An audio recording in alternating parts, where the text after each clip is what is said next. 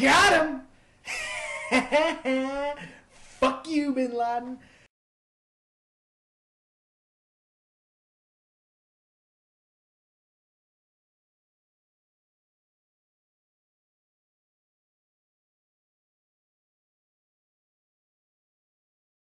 Spoilers! Woo!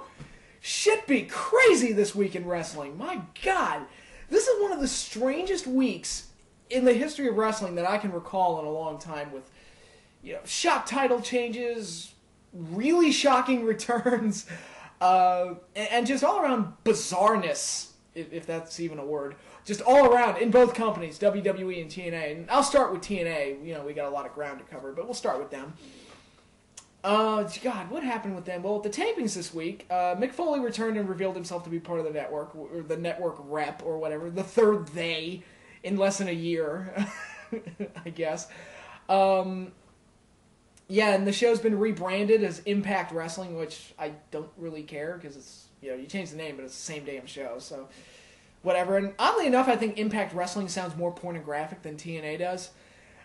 So if their intention was to get away from those kind of jokes, I don't know. If you're perverted enough, you could probably make Impact Wrestling sound really, really dirty.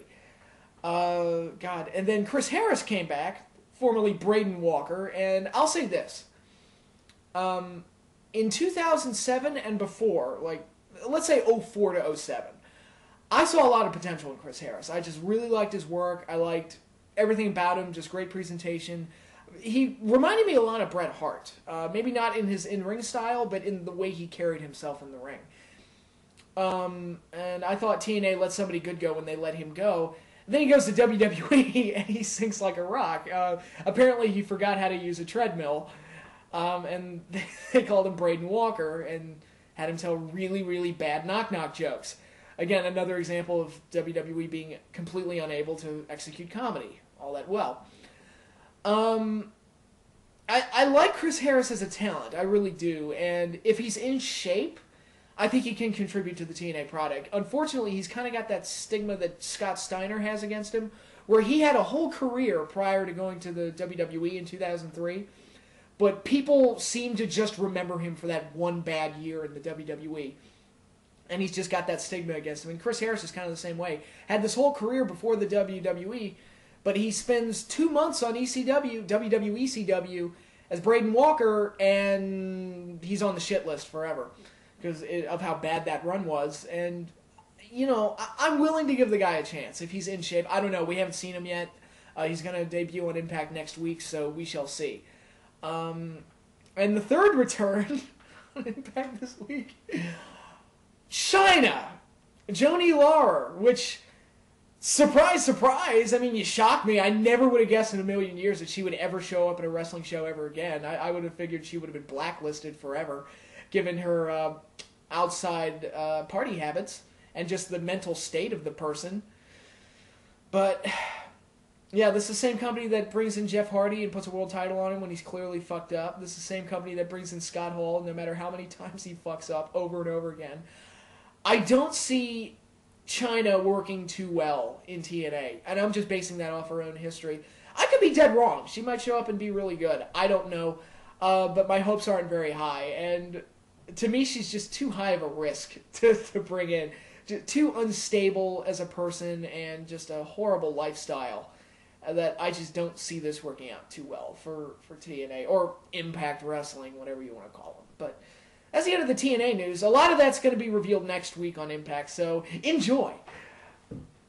And now we'll jump to the WWE. We had Extreme Rules, which last week I called it WrestleMania Part 2. I think it was more like WrestleMania than WrestleMania should have been, especially with 2 title changes. It feels like more happened at Extreme Rules than happened at WrestleMania. And Christian won the world title, which... good for him. I thought they were in a position on SmackDown where it was like, look, there's nobody else there. You don't have to be very high on Christian to see that. It's just, look, he's the only guy they have that could carry the world title over there. So unless you want to have both world titles over on Raw, your best bet is to just have Christian win this ladder match and let him carry it at least for a little while. SmackDown has no heels, no credible heels. They've ruined Sheamus, and Mark Henry looks like Mark Henry looks like he's going to be their top heel, which is fantastic. Because he deserves opportunity after opportunity after opportunity. But this week on SmackDown, if you haven't heard, or if you didn't watch the show, although it seemed to be all any wrestling fan on the internet was talking about for the last week or so, ever since it was taped, Christian lost the World Heavyweight title to Randy Orton on SmackDown. So it was like, wow, that was quick. I mean, I felt like Christian's title win came about as, because Edge retired, and it was probably a favor to Edge to do that. And again, like I said, Christian was like the only guy. Orton wasn't in the title picture yet over on SmackDown. So it's not that shocking, but I don't know. At this point, I would say just make Christian the top heel in the show. Like, use this as the genesis of turning him heel. Because, I mean, do you really want to piggyback on Mark Henry again? I mean, has he really demonstrated an ability as a reliable character and an entertaining character and somebody that's worth investing a lot of time and energy into? Not from what I've seen. So I think Christian would probably be your best bet as top heel on SmackDown because there's nobody else that can carry the ball there. Just saying. They probably should have moved Punk over to SmackDown, but that's neither here nor there. Yeah, and I also wanted to talk about the John Cena title win, which I completely disagreed with, because I felt like it negated what happened at WrestleMania. I mean, if they wanted The Rock screwing Cena out of the title to actually mean something, they would have kept the title away from Cena to make it look like Rock's actions had some kind of long-term consequences. But title shots come so easily now. It's like, oh, Cena will just win it the next month. It doesn't matter. So, what was the point of doing the whole thing with The Rock if Cena was just going to win it next month? What was the whole point of having Miz go over and give him a pretty big victory? Clean or not, he went over John Cena at WrestleMania, which is kind of a big deal. Why not build off of that and build up Miz as top heel and build up another babyface to eventually topple him? Why not go that route? No, we just got to keep going back to the John Cena well. Which I think he's going to hold the belt at least until WrestleMania 28, and I think he's going to go over Rock at Mania, so he'll probably hold it past then. I don't really want to see that, and the proof is in the fact that I said how SmackDown really has no good heels. They loaded up all their top heels over on Raw. They got Miz, Del Rio, Punk, and now they're building up R-Truth as a heel, who I'm certain he's going to face Cena at some point, as Morrison's just a stepping stone, which, okay, why? I mean, I've never liked R-Truth. Never, even in TNA, when people told me he was good. No, he's always bad. Especially, watch him work a match over 5 minutes, and you'll see how bad he really is. And he's kind of I don't see the appeal in the character. He's just a rapper and he's like the worst rapper I've ever seen in my life. I mean, come on. Anybody who's a fan of rap music, you gotta tell me that, even by rap standard, which I hate rap, but come on, you gotta tell me that even rap fans would think that this shit is crap. Like that was up crap or whatever. And, whatever, I don't give a fuck. But, and then they seem to want to establish Mason Ryan. And when they had him, destroy Kane and Big Show on Raw, I was like, oh, yeah, he's going to be facing Cena by the end of the year. That's in the works, so it just seems like... And then if you look at Orton over on SmackDown, he's the World Heavyweight Champion now. If they want to do a unification match, which has been rumored that they want to do that, I can totally see them doing that with Orton and Cena. So, yeah, it looks like they've got plenty to keep Cena busy for the rest of the year. And, yeah, he'll head into Mania as champion, and another year-long reign for Cena, which, to paint the picture on how I personally feel about a year-long John Cena title reign, another one, I watched every episode of Monday Night Raw from 1993 until about the middle of 2007. I stopped watching regularly because I got so sick of the John Cena title reign, I just couldn't take it anymore. I mean, it was literally the same thing month after month. They build up a heel, Cena beats him at the pay-per-view, and that's your story. It's just that endless supply of just boring. I can't even talk straight. It just annoyed me so much. And I just got bored with it. It was the same thing month after month after month. And I stopped watching Raw regularly. And, leading into WrestleMania 27, that was the first time since 2007 that I had watched more than 3 episodes of Raw in a row. or more than 2 episodes of Raw in a row. I watched 3 in a row. And that was mostly because of The Rock. So the idea of another John Cena title reign just makes me sick. Just really, really makes me sick. I forget the fact that I've already talked about how, look, he's a 10-time champion now. It doesn't matter, okay? It really doesn't matter. He might as well have 100 title reigns. It just really doesn't mean a shit. I just don't care. And it's kind of like where Hogan was at in WCW 95 when they were pushing guys like Loch Ness to face him, and it's like, look, I don't care anymore. The act is stale and tired.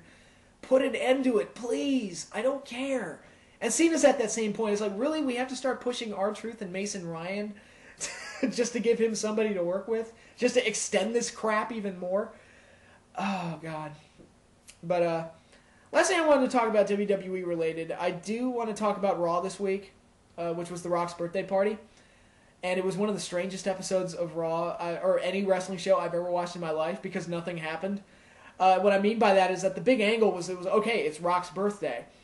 And that's all it was. It was literally just Rock's birthday. There was no heel got in Rock's face and, beat him up to end the show.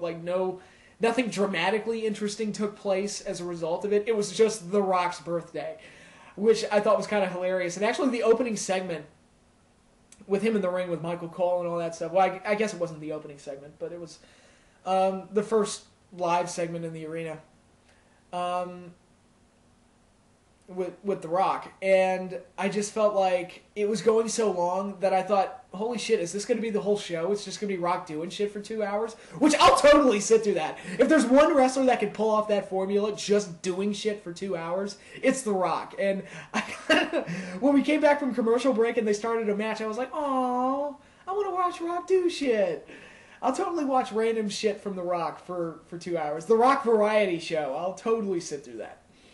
But it kind of felt like that. It was just one of those shows where nothing happened, where I guess if you don't like The Rock, it was probably one of the worst episodes of Raw ever.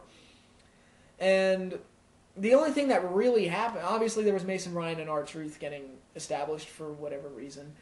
And John Cena and Miz had that match, which was actually not a bad match. It was actually pretty good up until the finish, which was one of the most strange finishes I've ever seen.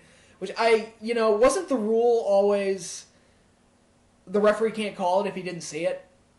Again, it's just one of those things where it's like consistency gets thrown out the window for the sake of whatever story they want to tell. And it's just one of those things that bugs me. But nothing you can do about that. But before I go for the week, quick announcement. I'm going to be starting a new video series starting next week. It's not going to be anything like the Rebooking WrestleMania, which was long, to say the least. It's not going to be that. It's only going to be about 3 videos, one each week.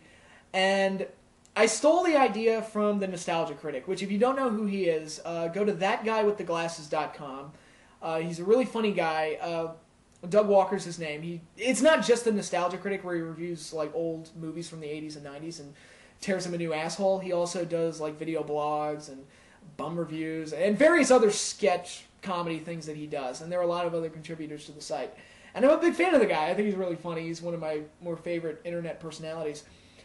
But he did a video blog talking about the top 10 cliches in movies that he hates, and I thought it was very fascinating and very interesting, and I decided to rip it off because I don't have a creative bone in my body, and I will shamelessly rip off anybody who has a good idea because that's how I roll. And I thought, it just got me thinking, it's like, what if I do something with wrestling? What are the wrestling cliches that really just annoy me and I would like to see not done anymore, or at least tweaked to be made interesting? So I'm going to be doing this video series. It'll be 3 videos. The top 15 wrestling cliches that just bug the holy hell out of me.